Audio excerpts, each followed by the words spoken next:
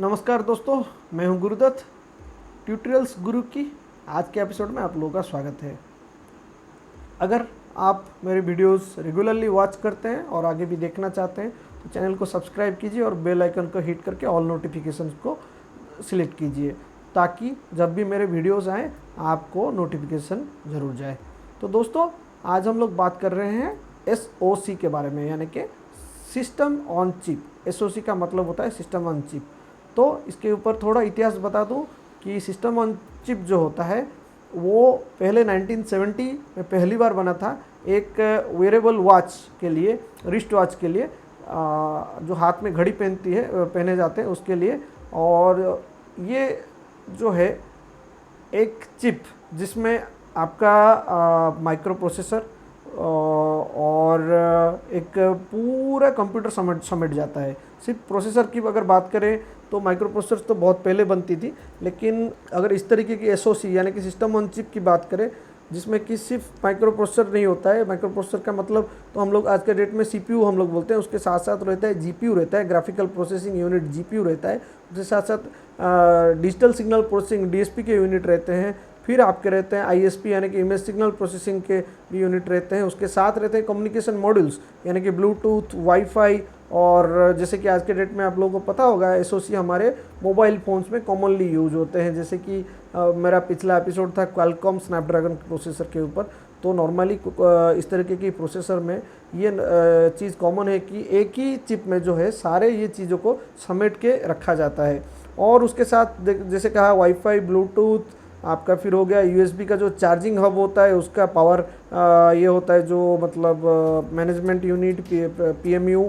और फिर उसके बाद हो गया 5G, 4G, 3G, उसके जो कम्युनिकेशन मॉड्यूल्स होते हैं, उसके एंटीना वगैरह, वो सारे चीज़ दोस्तों इंटीग्रेट होकर रहते हैं। बस आपको एक बैटरी लगाना होता है और डिस्प्ले लगाइए, एक कैमरा लगाइए और इनपुट के लिए जो भी सेंसर्स आप देना चाहते हैं, फिंगरप्रिंट का, वो सारे चीज़ को दीजिए। और बाकी जो है आपका काम है वो एप्लीकेशन लेवल पे, यूज़र इंटरफेस लेवल पे कर दीजिए। आपका मोबाइल का जो है प्लेटफॉर्म तैयार हो गया। तो इसी तरीके से दोस्तों आप लोग अगर डिफरेंट कंपनीज़ का, डिफरेंट ब्रांड्स का यूज़ करते हो मोबाइल, तो आपको मालूम होगा कि जो यूज़र इंटरफेस है वो डिफरेंट रहता है। लेकिन हर कोई ये बोलता है कि हम लोग एंड्रॉयड यूज़ करते हैं। तो एंड्रॉयड जो होता है दोस्तों एक प्लेटफॉर्म देता है, लेकिन जो यूज़र बेस है, मतलब यूज़र इंटरफेस की बात करेंगे तो वो MI का अलग होता है। जैसे Xiaomi का देता है MI UI, तो उसका फुल फॉर्म है कि MI का यूज़र इंटरफेस।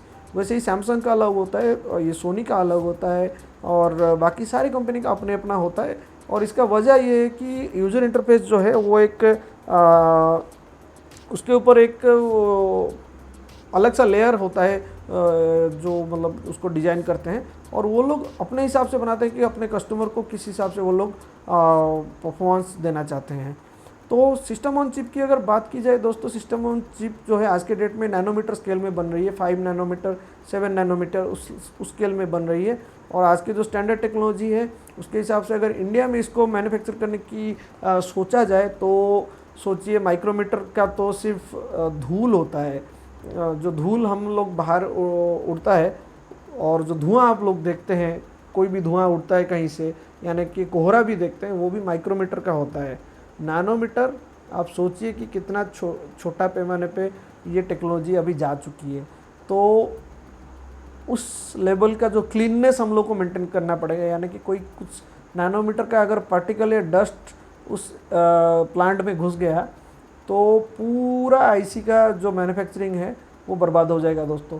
तो उस लेवल की क्लीननेस हम लोग को मेंटेन करनी पड़ेगी अगर इस तरीके की प्लांट करनी है। तो इंडिया में कहीं ना कहीं ये थोड़ा मुश्किल लग रहा है, हालांकि नामुमकिन नहीं है, लेकिन मुश्किल है दोस्तों। इसके लिए मिलिट्री लेवल का अनुशासन यानी कि डिसिप्लिन रखना पड़ता है प्लांट्स में, और जो क्लीननेस मेंटेन करना होता है उसके लिए जो वैक्यूम क्लीनर्स यूज़ करते हैं, यानी कि वहाँ के सेफ्टी से लेके क्लीननेस और जितने भी वर्कर्स रहते हैं उन लोगों को पता होता है कि कैसे हर चीज़ को वहाँ पे ऑपरेट करना है और कैसे काम करना है। वहाँ के अंदर जाने के लिए मैं बोलता हूँ दोस्तों, आपको जो आप लोग एप्रॉन पहनेंगे वो एकदम स्पेस सूट जैसा ही होना चाहिए, क्योंकि आपका बॉडी का पार्ट कोई भी जो फॉरेन मैटर है वो अंदर नहीं जा सकता। और अंदर जब तक चीज़ बन के बाहर ना आ जाए तब तक उसको एक्सपोज नहीं किया जाता है, क्योंकि उसमें जो है कंटामिनेशन होने का ज़्यादा चांसेस है दोस्तों। तो सिस्टम ऑन चिप के बारे में हम लोग जो अभी बात कर रहे हैं दोस्तों, ये सिर्फ मोबाइल फ़ोन्स में नहीं, आज के डेट में जो वेयरेबल रिस्ट वॉच आते हैं, जैसे कि आप MI का रिस्ट बैंड देखते होंगे, उस टाइप के भी चीज़ों में भी यूज़ होता है।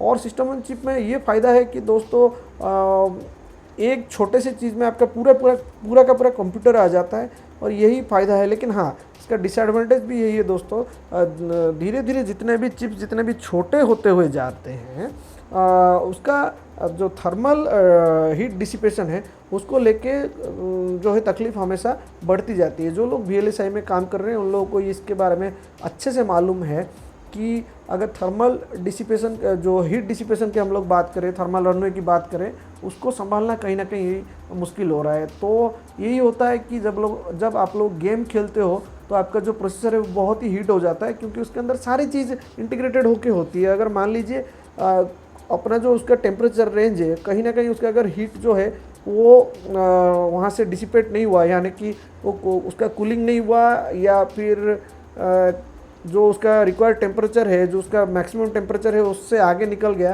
तो आपका पूरा प्रोसेसर वहाँ पे जल जाता है दोस्तों, या फिर डैमेज हो जाता है। तो SoC में ये कहीं ना कहीं डिसएडवांटेज है और चैलेंज भी है।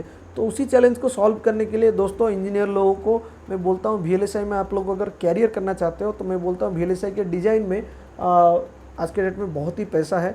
और आप लोग अगर नैनोटेक और मीमो में काम करना चाहते हैं तो इसके ऊपर ज़रूर पढ़ाई कीजिए। और खासकर इलेक्ट्रॉनिक्स और कम्युनिकेशन इंजीनियरिंग ब्रांच वाले जो इस वीडियो को देख रहे हैं, VLSI के ऊपर ही अपना कैरियर बनाने के लिए कोशिश कीजिए।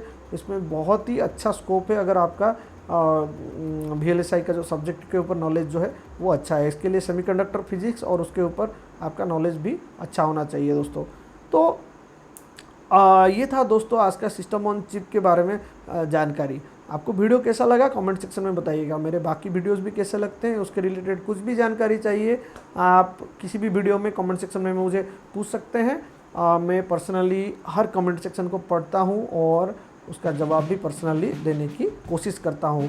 अगर वीडियो अच्छी लगे तो लाइक बटन ज़रूर दबाइएगा, अगर अच्छी ना लगे तो माफ़ कीजिएगा भाई। तो इस तरीके की टेक्नोलॉजी के रिलेटेड वीडियोस लेके मैं फिर से आऊँगा आपके पास। और कुछ सजेशंस है अगले वीडियो के लिए तो ज़रूर लिखें, वो भी नीचे लिखें।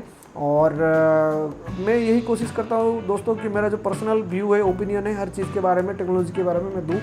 ज़रूरी नहीं है कि ये सही है, और आपको भी ये मैं सलाह दूंगा कि मैं जो बोलता हूँ उसको 100% ट्रू मान के कभी भी मत चलिएगा। कभी भी ऐसा कोई भी आदमी नहीं है, चाहे यूट्यूब पे हो कहीं पे हो, जो 100% ट्रू हो। कहीं ना कहीं जाके कुछ ना कुछ गलती निकल ही जाती है। तो उस तरीके की गलती के लिए आप लोग अपना मतलब जो है इंटेलिजेंस का यूज़ करें, यही मैं बोलूँगा दोस्तों। तो ये था आज के डेट में जो है सिलिकॉन ऑन चिप का बारे में वीडियो। अगले वीडियो में कुछ नया लेके आने का कोशिश करूँगा आपके लिए। तब तक दोस्तों जय हिंद, जय भारत, नमस्कार।